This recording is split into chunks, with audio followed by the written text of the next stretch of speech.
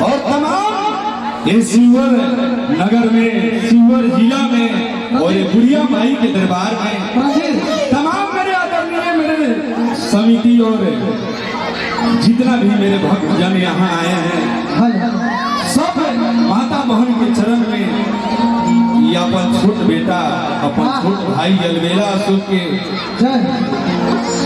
वाणी से अगर कोनो प्रकार की गलती हो जाए, त्रुटि हो जाए, एकरा के अपना घर के बालक समझ के माफ करे के एक बार जोरदार ताली के आशीर्वाद करी। काहे कि आज रउरा सबके आशीर्वाद से वो जीरो से हीरो आप सब बनैले वाली, तो आप सबसे जे भी कुछ कहे के बात रउरा सबसे कहे जा।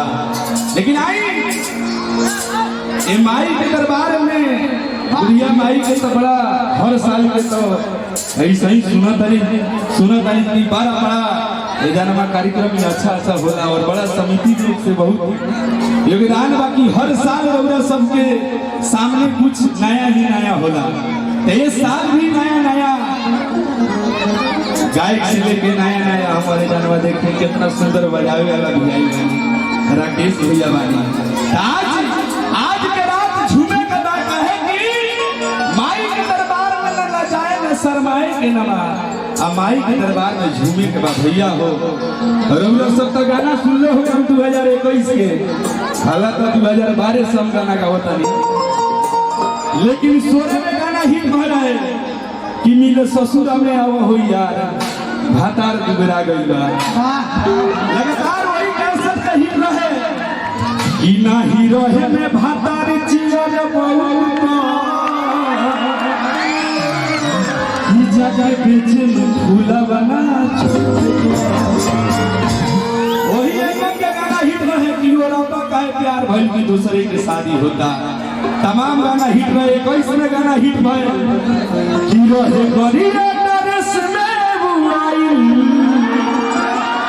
कि हमें देखने के कैसे समाइल कि रहे रंग थोड़ा फीका कैले माथा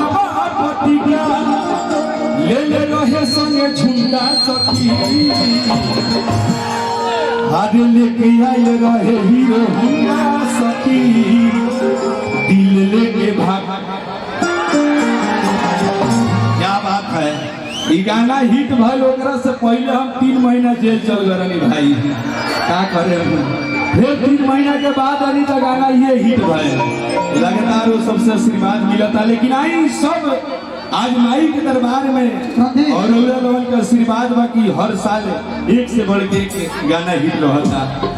ये सब आप सबका आशीर्वाद है। हमार फिल्म रिलीज भइल बा जोन विश्व के दूसरा स्थान हमनी के गढ़ी माई माना जाला, नेपाल के 12 जिला ये महिमा गढ़ी माई के बहुत प्यार दुलार मिलल। 2000 मानी छठ से पहले गाना मेला में रिलीज भय रखो, तो आप सब यूट्यूब पर जाकर देखो महिमा गढ़ी माई बहुत अच्छा फिल्म बा पारिवारिक। लेकिन आई ये माई के दरबार में आज झूमे के बाद, नाचे के बाद, गावे के बाद कैसे देखिए यही मेरे को छोट बालक माई के दरबार में जाके पहुंचल बा।